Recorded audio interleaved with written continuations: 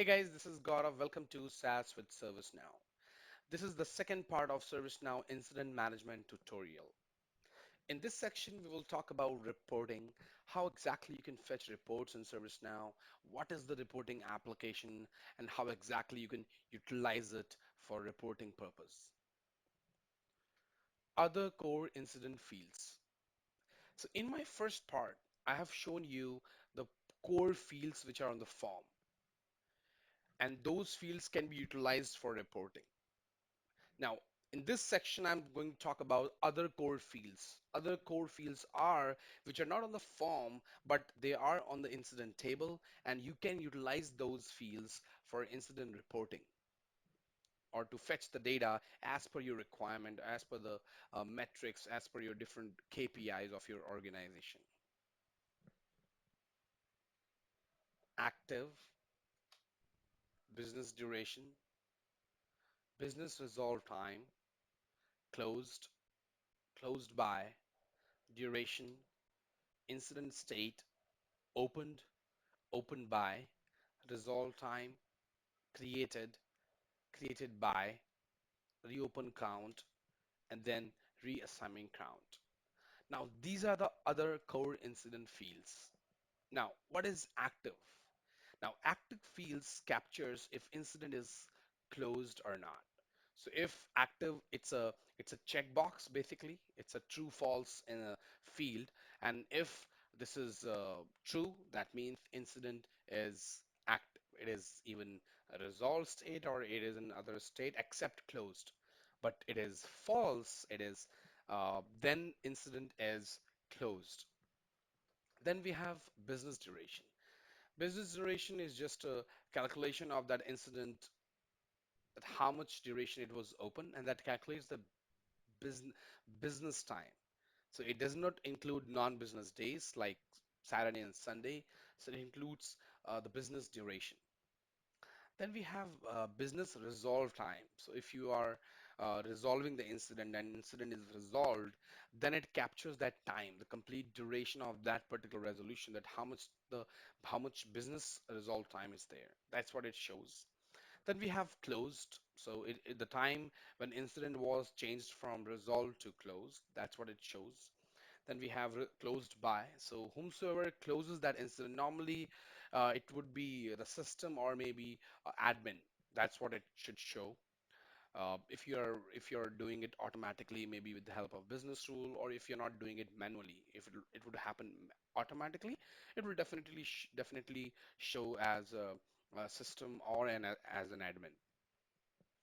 Then we have duration. Duration is the same thing, which is in business duration, it excludes business time, but in non-business time, and if in duration, it includes everything. So even it is Saturday, Sunday, if it is non-business time, it shows the complete duration of that incident. Then we have incident state. Incident state is similar to state. So even if you don't use this field, that's fine. You can still continue using a state field for your conditions of state. Then we have opened and opened by. Opened and opened by, and then created and created by. So we have similar kind of fields. Now the question here is why? Why ServiceNow created these kind of fields? So there's a big difference between open and created. So open is what? When you open any form, so when you click on create new and the form is opened, that captures the opened time. And then if you have created, created is once I have opened the form, I have filled in all the fields, and I'm going to submit the form. Once that incident is created, that will mention the created time. So there is a big difference between opened and created. There will not be much difference, I would say, but there is still a difference as of calculation, because opened is being calculated when you're opening any form.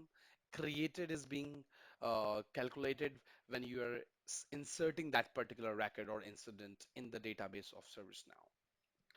Then we have resolve time. So resolve time shows the exact the time when that incident was resolved. That's what it shows. Then we have reopen count and reassignment count. Now, what are these two fields? Reopen count is whenever your incident is resolved and then maybe end user or you have reopened it. So whenever you are reopening, you are changing back to the open state like work in progress, assigned or any other state, hold, then it will automatically change the count and add one more uh, numeric digit over there. As an example, if in the first go you're resolving it, it will be 0. But if you have changed back to assigned or you have changed back to work in progress, it would add 1 in it. So it just keep on counting that how many times you are reopening the incident. And it is really useful in the reporting when you want to check that how many incidents were reopened. That's what you can check. Then we have reassignment count. Reassignment count is that how many times one incident was reassigned to different groups. That's what it calculates. It's keep on adding and shows those digits and calculate that numeric value every time it gets assigned to different groups. That is the utilization of reassignment count and reopen count. Reports application. Now, how exactly ITIL users can perform reporting in ServiceNow? So ServiceNow provides an application called Reports, which is accessible to ITIL users. And this is the view. So ITIL view is something like this, where you have reports application, and then you have some modules like getting started, view run, create new, header footer templates, summary sets. And then there's an admin view. It's quite bigger because it has all the administration modules, as you can see. So this is the difference. Table used in incident reporting. Now, as of now, as we know that we only have one incident table, but there are other two tables which can be utilized for better reporting or any KPI metrics you're looking for. You can definitely get it with the help of other two tables. So the primary table on which we can do reporting, that is incident table. That is our primary table for incident management. Second table is incident metric. Incident metric is a table which has a lot of different metric definitions where you can see uh, as per your requirement. So ServiceNow has already built those metric definitions. You can also ask your ServiceNow developer, ServiceNow team if you have some specific requirement. But most of the things which are utilized or which are needed for any organization for reporting purpose on incident management, ServiceNow has given most of the metric definitions. So I will show you later how exactly you can utilize that incident metric table. Then we have incident SLA. Incident SLA is basically for SLA which is being captured in particular incident. And you have a response SLA, you have resolution SLA. So if you want to see that what kind of SLA your team is getting, if they're breaching the incident, if they're not able to respond, whatever reporting you want to do, you can do this with the help of this table that is incident SLA. We already have a table that's called task SLA. Task SLA is a historic table which captures the data for SLA. But incident SLA is a combination of incident and task SLA table where you can report on particular incident. So that's what you can utilize this incident SLA table.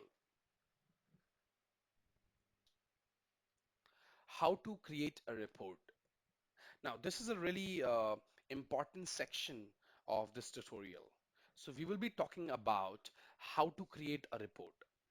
I will show you, so we already talked about the reporting application which we have in ServiceNow. So as an ITIL user, what kind of features you can utilize in ServiceNow as part of the reporting? So let's take a look. So this is my personal developer instance. I am going to impersonate. So because I am an admin, so I can impersonate one ITIL user. So I'm going to ITIL user. Here's the application that's called report. So because I have logged in as ITIL user, I can see I have this these modules in reports application. So I will start with view run. If I will click view run, this will show me all the reports created in the system. So it has different functionalities. As you can see here, we have this hamburger icon. So if I click this hamburger icon, it will allow me to show the reports, the number of reports I can see on this page. That's what you can do.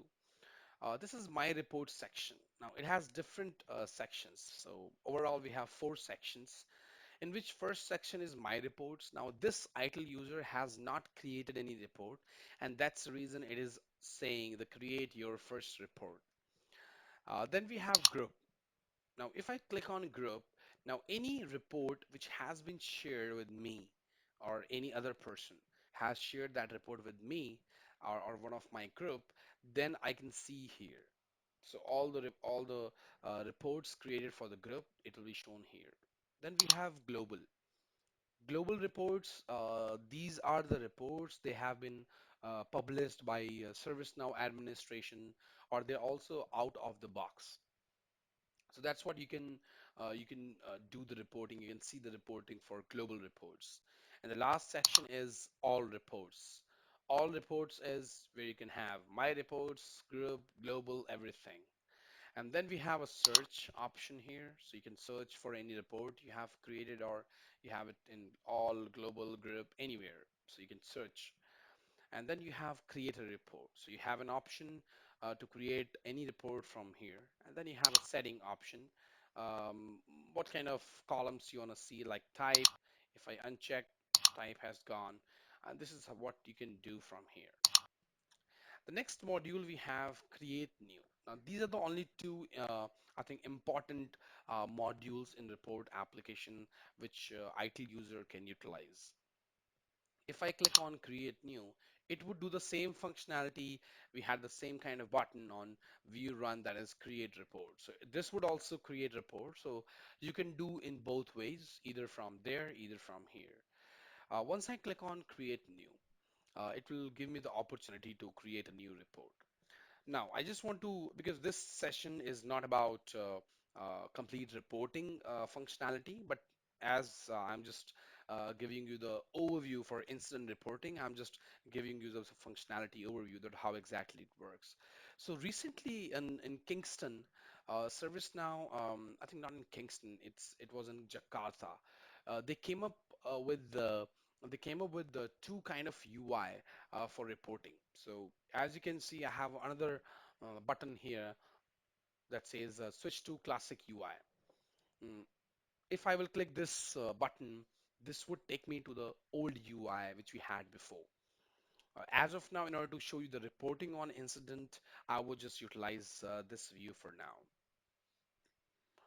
So let's decide what kind of reporting we can create. So I will do one thing. I will click test report for incident. Here I will select table.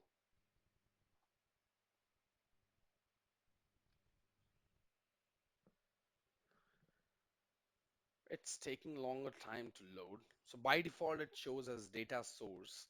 So you have to change it to table. And now I can select the table. So first we'll try to get the report on incident table. So I have selected incident table. This is the filter. Now how exactly this works? I can click on next. It will take me to the type, the next section, where we can select the type of report I am looking for. As an example, let me select maybe spline. So I'm selecting spline. Next, here it says group by. So you can see the group by, and then we have trend by, that how exactly you want to show this trend. So maybe I will do create it. I won't do it per year. I will do it per week maybe, and then we will do count, not average. And we will not do anything on group by. Then I will go to next.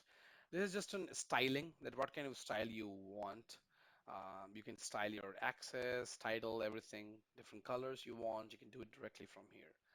So as you can see, and let me minimize so that you can see the reports in better way. Okay. Now this is the trend you can see. So this is my personal developer instance, and I have done the reporting as part of the weekly. So what I can do, I can display data labels. I click on. So you can see it is showing me the data labels and showing me the incident trend per week, and how many incidents we are getting per week. So this is how you can do reporting in ServiceNow, and this is on incident table. Now I can show you the list view as well so that you will get better idea. So this is the list view. If I click on this run, it will show me all the incidents. Now here I click on configure and then I have group by. So I don't want to see group by. I can click on none and I can click on run again. So it will show me. As you can see, we're getting all these columns. I can select the columns as well. Uh, And now, as an example, let's take a look for those other core fields which we selected. So maybe we can do reopen count. So we have this reopen count is greater than 0. Now, the requirement is I want to see all the incidents which were reopened. So the condition for this requirement would be reopen count is greater than 0. That means if you have at least one, that means that incident was reopened. So we will click on run. So it shows 0 to me, but I want to show you practical example. So let's go to any resolved incident. Um, Maybe closed one. Let's see if we have any closed. Oh, we will reopen the resolved one. So this is resolved, as you can see, and I am going to put it work in progress, and I am going to click on save. So that means this incident is reopened. Now I can go to my report again. If I will click on run, that's great. So you can see initially we were not getting single incident for reopen count, but now we have this incident in our list because that incident was reopened. Then we can also check reopen reassignment count. Reassignment count is greater than 0. Let's see. And if I click on run, great. So we have these incidents, around 42 incidents. They were escalated, their assignment groups were changed like more than once. So that's what the kind of data we are getting. That is reassignment count. And I think, let me check because it seems like reassignment count has to be uh, has to be maybe greater than 1 because if you're assigning an incident even once, that shows as 1. So maybe we can go to this report and so any reassignment was done more than once. So we can click on one. So now we have 16 incidents. So this is how you utilize. So as per your requirement, you want to see that how many incidents were reopened, how many incidents were reassigned different times. That's what you can do directly from here. So this is how you can do the reporting on incident. Then we have incident metric. So if I go to incident metric, so this is the table. We have to go to data. We have to select incident metric table, and this will show me some other kind of data. So if I click on run, okay, it says security constraint prevents access to requested page. So that means that ITIL user does not have access to it. So I can select the table, but I cannot see the data. In this situation, you have to ask your ServiceNow admin team that if you're not able to access, they have to change their access policy, and then they can provide you the access. So basically, it is kind of, I would say, out of the box functionality. I don't remember if it is for ITIL admin, but yeah, basically this user cannot access. But in order to show you this functionality, I will impersonate as a system administrator,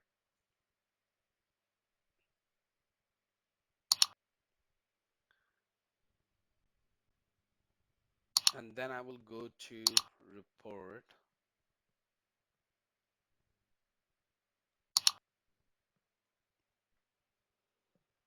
then I will try to create a report on the same table. So I need to select table,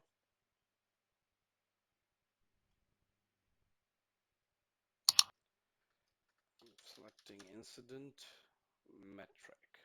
Here's the table, and I can run this. So now you can see, so I have logged in as system administrator. So that's the reason I have access to this table records.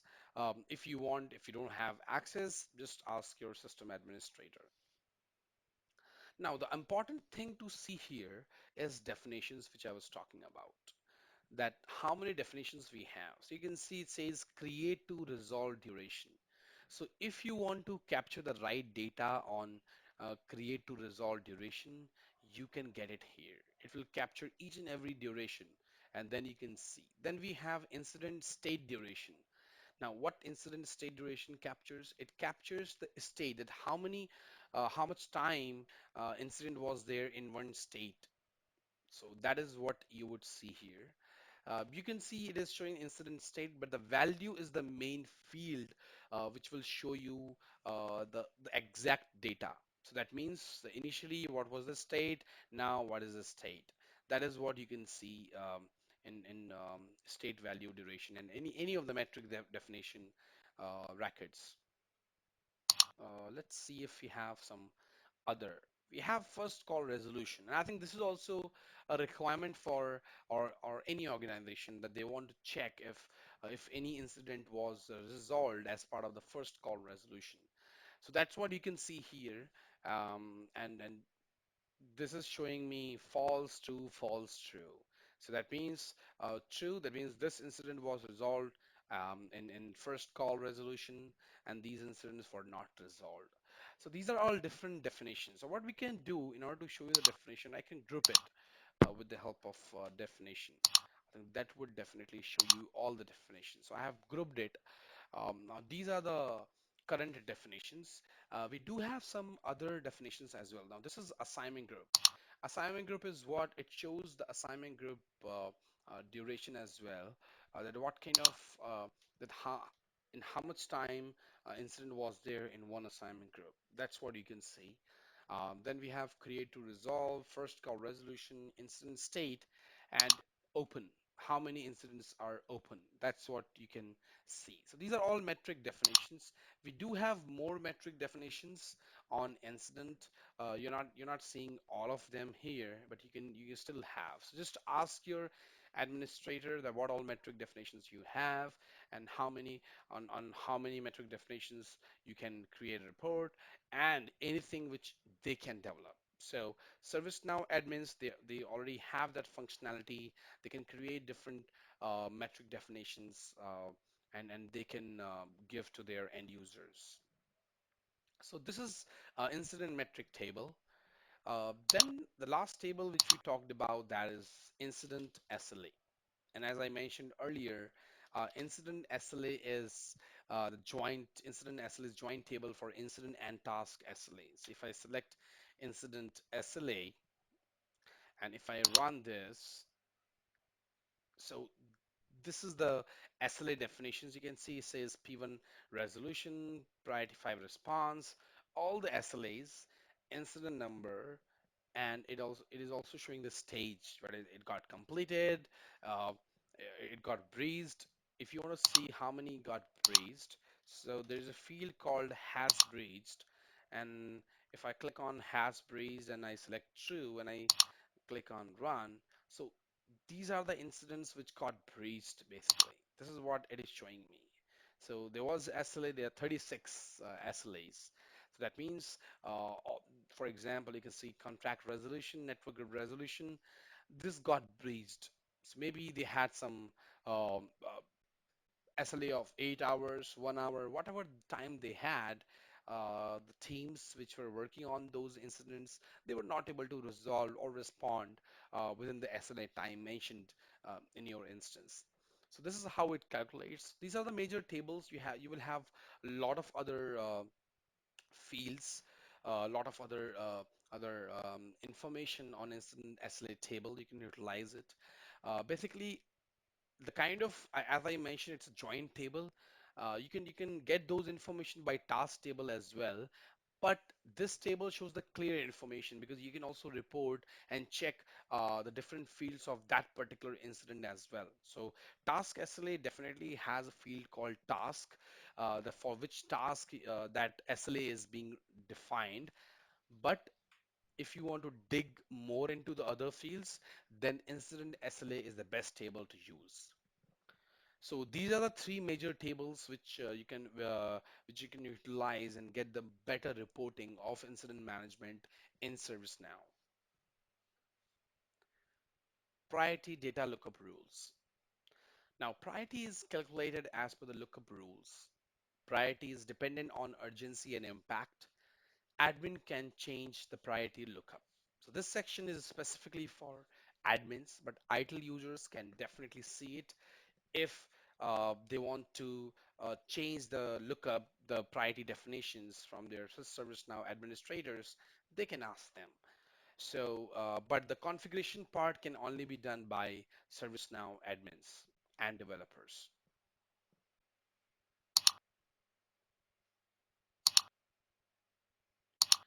So for priority lookup, we have this. This is called rules. So under system policy, you have rules, and then you have priority lookup rules. Here you have mentioned the rules. So if impact is high, urgency is high, and if you remember in my first part, I have shown you these combinations. Now all the combinations which are showed on the form are picked up from here. So if I will change these values, same will be replicated on the form as well. So if you are a ServiceNow administrator and your organization is looking for some other combinations, you can do it directly from here. Incident management properties. In our previous versions, we didn't have this module, incident management properties for incident.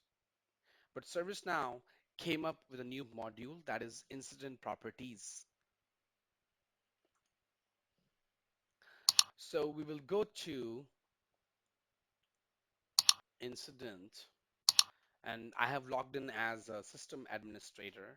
If I will go to incident, I have this administration separator module, and under administration, I have incident properties. Once I will click incident properties, I will see all the properties mentioned for incident. So at the top, the first property is number of days after which resolved incidents are automatically closed. Zero disables this feature. So this is one of the property. Then we have list of fields, comma separated to copy from original incident when an incident is reopened by email. So if we are reopening, it says what incident should be copied. That's what you can mention here. And then we have enable copy incident feature. If you want to enable that feature, you can do it. Enable create child incident feature, you can enable or disable from here. Copy attachments from originating incident. So that means if you are uh, copying the incident, do you want to copy the attachments as well? You can select this option from here. List of attributes, comma separated, that will be copied from originating incidents. That means if I'm copying the incident, what all fields should be copied from the originating incident? That's what you can mention here. Related lists will be copied from originating incident. Okay, so that means what all related list records should be copied. That's what you can mention. List of attributes from affected CIs, related list that will be copied from originating incident. Affected CI, that's what you can mention. List of attributes from impacted services, a related list that will be copied from originating incident. Then we have show create incident link. If you want to show that, you can do it directly from here. URL used for a create incident link. What is the URL? So you can use this URL. List of fields, comma separated, that appear in the activity formatter for the incidents. Okay, so what all incidents you want to show in activity formatter? You can do it directly from here. Additional comments icon used in task activity formatter. Okay, so this is kind of a formatter. What kind of formatter you need? It, this is what you can change here. It is kind of a GIF kind of icon. Then we have work notes icon. Then incident addition comment style. Now, what kind of style you want to mention, you can do it directly here. And then we have incident work note style, and that is also mentioned here. Now, these are the incident properties. Most of the incident properties were there in system properties under UI properties and all. But now they have collaborated everything on this page, and then you can see different properties directly from here. How to configure incident for auto closure. So we were talking about this earlier, that once incident is resolved, it gets closed after some time, maybe 24 hours or whatever time you mention. So there is a property in ServiceNow in which you can change. I think we already saw that property, but let me show you how exactly that work. So in order to change the time, that if your organization says that guys, we want we want to give 5 days for end user, or 10 days, whatever time your organization decides, 3 days, 1 day, uh, from resolved to closed, that what you can change. So you can just go to the incident properties, go at the top. It says here number of days after which resolved incidents are automatically closed. Zero disables this feature. So if I will make it zero, this will not close them. But if you want to do that, you want to change the time, I can, as of now it says as 7, but you can make it 3, 10, whatever time your organization leader decide. So this is how you can change the value for number of days to be changed, like to be closed from resolved. That's what you can do directly from here. Incident record producer. Now ServiceNow has a record producer functionality. So for self-service users, they have already developed the record producer, where they will just see 2, 3 fields and they can create the incident. So let's take a look how exactly that record producer works. And this is record producer. Let's see if you have anything for record. Yes, we have. So we have this for create incident. If I click on create incident, so this is the record producer for incident. So this will create incident. If you want to do any kind of configuration, that what kind of data that incident will have, you can mention here. So if you are aware of scripting, it's quite easy, and you can mention all your scripting here, and your incident will be created as per the values mentioned here. So if I click on try now, this is what it shows. So it is just showing urgency and describe the issue. That's it. And if I will click on submit, it will create the incident for me. So it says this incident was opened on your behalf. The IT department will contact you if they need any further information. You can track the status from this home page. This will take me to the home page. Now this is for non-IT user. So any non-IT user who, because they don't have access to direct incident application, they can directly, and you can provide this URL to your non-IT users, then they can utilize to create and submit incident for your organization or for any issue they are facing. So this is incident record producer. How to create a module which creates incident with template. So if you want to give an opportunity for your users to create an incident that has a specific template and you want to provide that as a module, how exactly you can do that? So let's take a look. So this is my personal developer instance. I will go to self-service. Before that, let me create a template. So I'm an admin.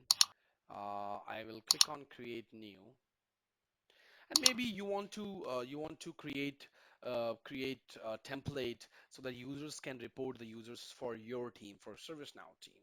So let's take a look how exactly you can do that. So maybe um, in caller you don't have to mention anything.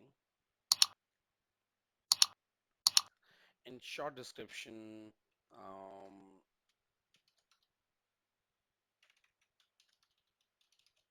ServiceNow issue. It's just an example, and you want to already give them a kind of all the pre-populated fields so that they are not selecting it. Software has, okay, I don't have any specific,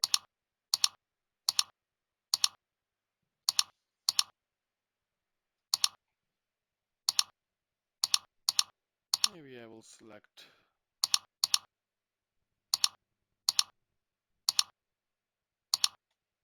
let's put this operating system.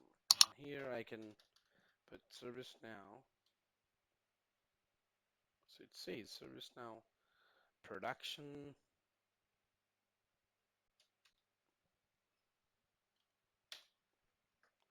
enterprise services. I can keep this as this, and I will, maybe I'm assigning it to service desk. Contact type as self-service. So this is the template. I will go to my template bar and I will click on create new.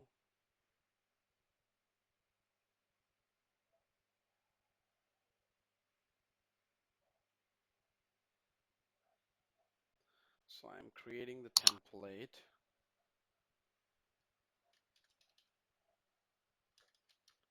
ServiceNow. So my group is this, configuration item, contact type, impact, knowledge. I think we don't need this. State, we don't need this. Bonded, we don't need this. Urgency, subcategory. That's it. So as of now, I am clicking on ServiceNow. So this is done, and I'm clicking on template.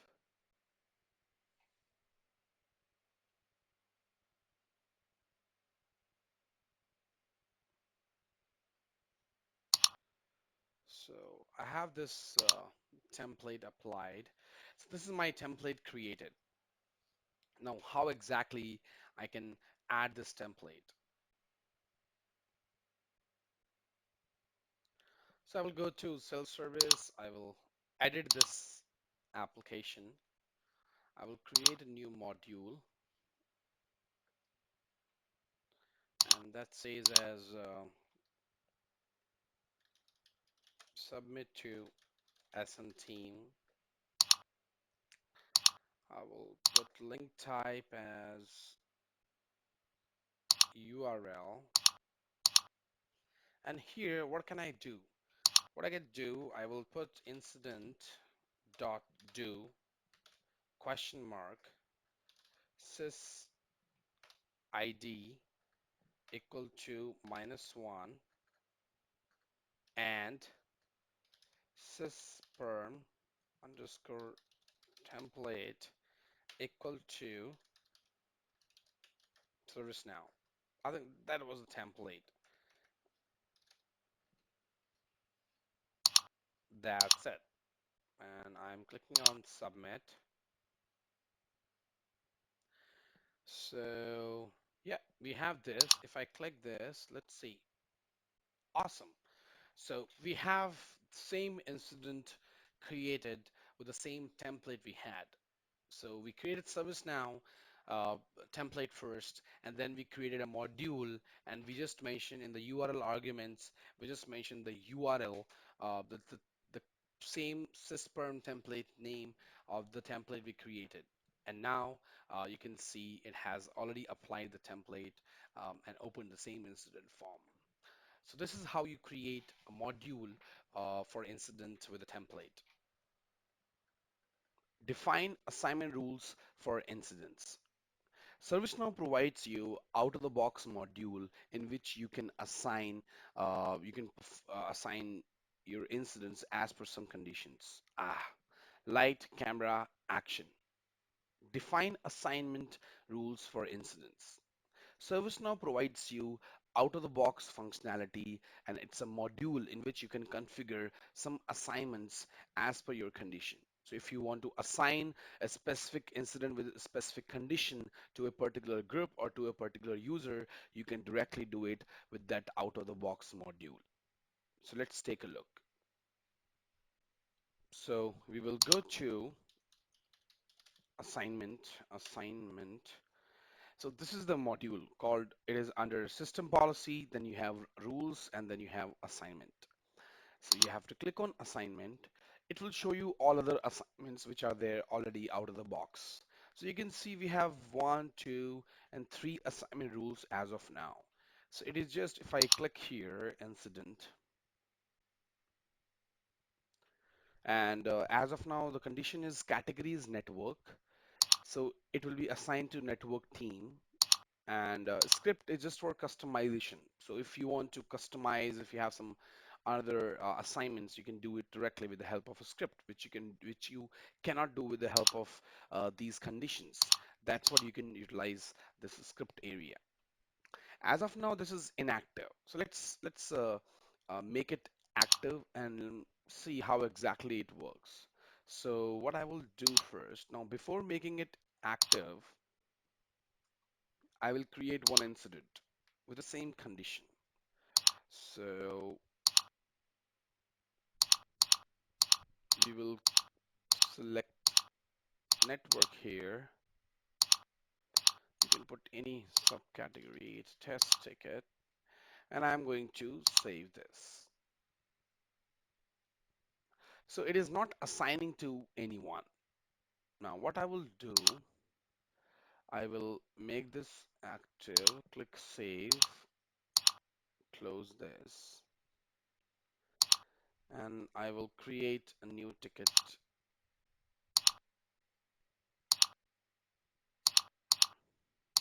I will select network, and I will mention here, and I will click on save. Great. So as you can see, um, because I activated that assignment rule, and now it automatically gets assigned to network team. So this is how assignment rule work. How to configure to copy KB content in a field. Now on incident form, once ticket is created, you can attach the knowledge article to that particular incident. Now, there is a configuration in which you can mention then on what field you want to copy that content into ServiceNow incident form. So let's take a look. So, in order to enable that, you have to go to knowledge. Under knowledge, you need to go to properties. Here we have properties,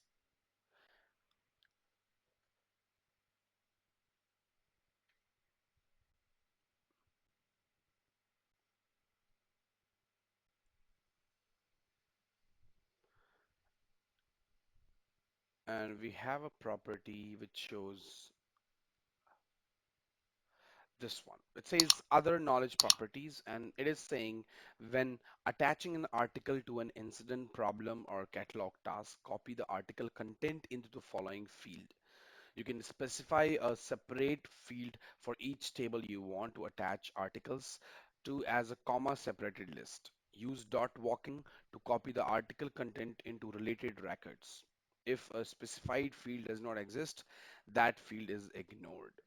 So as of now, it is mentioned as comments, but if you want to mention any other field, you can also do that. So this is the configuration. You can mention the field and on which field you want to copy the content of the KB article attached in that particular incident. Incident notifications. Now, out of the box, ServiceNow sends incident notification. That means if somebody is creating a ticket, ServiceNow sends that notification. Your ServiceNow administration or ServiceNow administration team can customize these notifications as per the requirement of their organization. So if you're an ITIL user, you can ask your ServiceNow team to modify those notifications or create some new notifications. If you are an admin, then you can create a lot of other notifications as per the requirement from your business stakeholders. So let's take a look.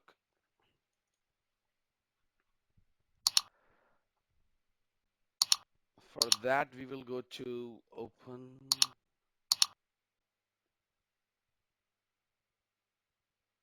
and we will go to notifications. Now, these are all notifications which are related to the incident. As you can see, we have this incident table here. Uh, so it has incident commented on ITIL. It will send a notification to the end user, ITIL user. Any incident is closed, inactive, incident is resolved. These are the communications which will be sent to the end user. Now you can customize, as I mentioned, ServiceNow admin can customize as per the requirement. So these are incident notifications. And you can use your template if you want to mention your organization's template. That's what you can mention here. Quick walkthrough of incident configurations. Now, in this section, we will see that what are the different configurations like business rules, client scripts, UI policies, which we get out of the box from ServiceNow for incident. So let's take a look. In order to open the configuration, ServiceNow admin can utilize this way, and that is incident. So just put the table name and type config. So the table name dot config, it will open the complete configuration of that particular table. So if I press enter, it will open the complete configuration uh, done for this particular incident table. So you can see we have business rules, client scripts, dictionary entries, dictionary overrides, notifications, UI actions, access control, ACLs, UI policies, data policies, style, view rules in one screen.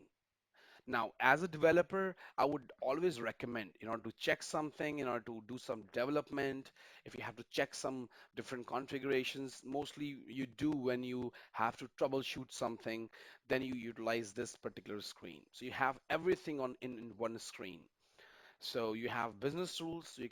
These are different business rules. We have 53 business rules.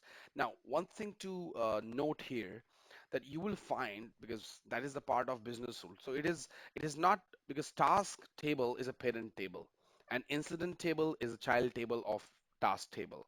So you might find that some of the business rules are written on task table, which can be inherited to incident table as well, because it's the same kind of task records. Then we have client scripts. So you have 23 client scripts.